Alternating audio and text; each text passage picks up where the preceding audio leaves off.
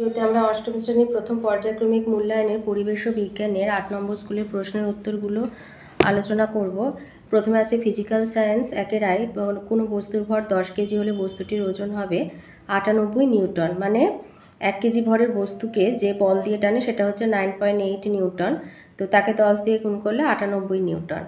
2 দিয়েছে তরলের চাপ ক্রিয়া করে সব দিকে সমান ভাগে 3 পরমাণুর মধ্যে সবচেয়ে ভারী কণাটির নাম প্রোটন। 4 জলে দ্রবীভূত অবস্থায় তড়িৎ পরিবহন করে NaCl মানে লবণ। 5 প্লবতার একক নিউটন পার বর্গমিটার। 6 চাঁদের গড় অভিকর্ষজ ত্বরণ পৃথিবীর গড় অভিকর্ষজ ত্বরণের 1/6 গুণ। 2 আছে সত্য মিথ্যা লেখো। আই একটি অধাতুর উদাহরণ হলো কার্বন, সত্য। 2 ঊর্ধ্বপাতিত হয় এমন একটি পদার্থ হলো কর্পূর, সত্য। 3 মহাকর্ষ বলের মান 0 হতে পারে, মিথ্যা। 3 আয়তে আছে সময় বাড়ার সঙ্গে সঙ্গে পতনশীল বস্তুর বেগ বাড়তে থাকে। 2 ফসফিন যৌগে ফসফরাসের যোজ্যতা 3। 3 অভিকর্ষজ ত্বরণ বস্তুর ভর নিরপেক্ষ। 4 দুটি ভিন্ন ভরের বস্তুকে অবাধে পড়তে দেওয়া হলো। ভারী বস্তুটি যদি 2 সেকেন্ড পরে মাটিতে পড়ে তাহলে হালকা বস্তুটি 2 সেকেন্ড পর মাটিতে পড়বে।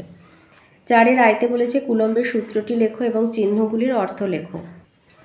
কুলম্বের সূত্র লিখবে দুটি বিন্দু আধানের মধ্যে ক্রিয়াশীল তড়িৎ আকর্ষণ বা বিকর্ষণ বলের মান বস্তু দুটির কেন্দ্র সংযোজক রেখা বরাবর ক্রিয়া করে। এই আকর্ষণ বা বিকর্ষণ বলের মান আধানদ্বয়ের গুণফলের সমানুপাতিক এবং ওদের কেন্দ্রদ্বয়ের দূরত্বের বর্গের ব্যস্তানুপাতিক।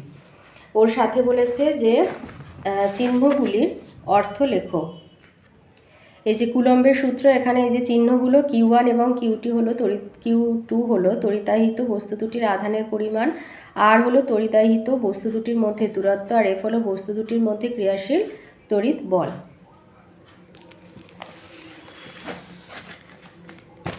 দুইতে বলেছে কোনো বস্তুর মোট ভরকে বস্তুটির মোট আয়তন দিয়ে ভাগ করা হলো। এতে বস্তুটির কোন ধর্ম পরিমাপের রাশি পাওয়া গেল ঘনত্ব, সেটির এসআই একক কেজি পার ঘনমিটার।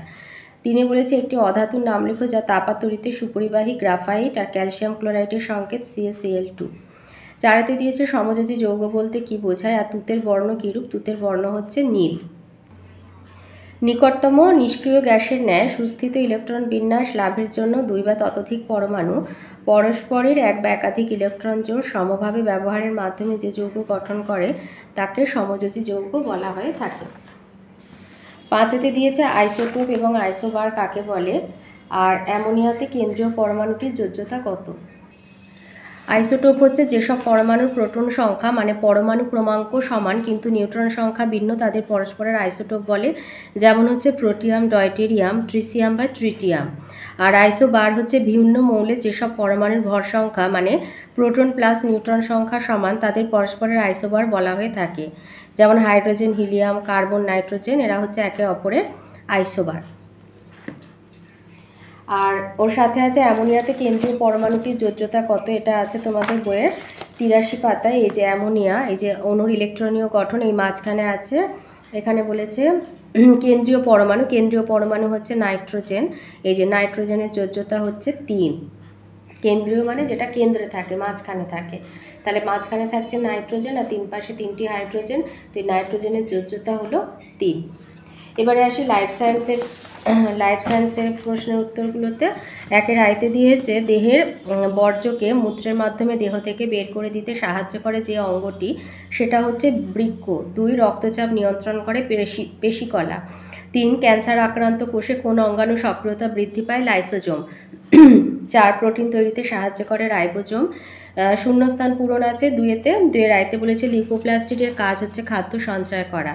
2 প্রাণীদেহের আঁশ, রোম, নখ, খুর, শিং ইত্যাদির বহিঃকঙ্কাল গঠন করা আবরণী কলার কাজ। 3 আয়তে আছে মেসোজোম ভাইরাসের দেহে দেখা যায়, এটা মিথ্যা, ব্যাকটেরিয়াতে দেখা যায়। 2 বলেছে স্নায়ুকোষের দৈর্ঘ্য সব থেকে বেশি, সত্য। 4 আয়তে আছে কোষ কি, আর উদ্ভিদ কোষে কিসের উপস্থিতির জন্য গাছের গুঁড়ি ভীষণ শক্ত হয়। উদ্ভিদ কোষে স্থায়ী কলার উপস্থিতির জন্য গাছের গুঁড়ি ভীষণ শক্ত হয়। কোনো জীবদেহের গঠনগত এবং কার্যগত ক্ষুদ্রতম একক হচ্ছে কোষ।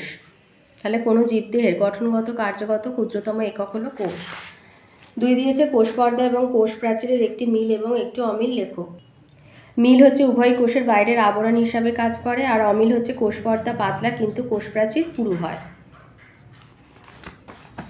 3 বলেছে রোহিত রক্তকণিকার আকার গোল এবং 2 পাশ চ্যাপ্টা আকৃতি হওয়ার কারণ কি? বইয়ের 166 পৃষ্ঠাতে আসবে। এই উত্তরটা লিখবে যে লোহিত রক্তকণিকা গোলাকার এবং দুই পাশ চ্যাপ্টা চাকতির মতো।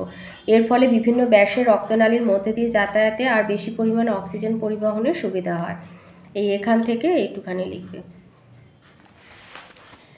4 দিয়েছে ভাজক কলা দুটি, কাজ লেখো। এটা আছে বইয়ের 169 পাতায়। ভাজক কলা, এই যে ভাজক কলার এই হচ্ছে কাজ। এক হচ্ছে ভাজক কলার কোষগুলো সবসময় বিভাজিত হয়ে পুরো উদ্ভিদ দেহের বৃদ্ধি ঘটায়, আর 2 হচ্ছে ভাজক কলা থেকে স্থায়ী কলার উৎপত্তি ঘটে।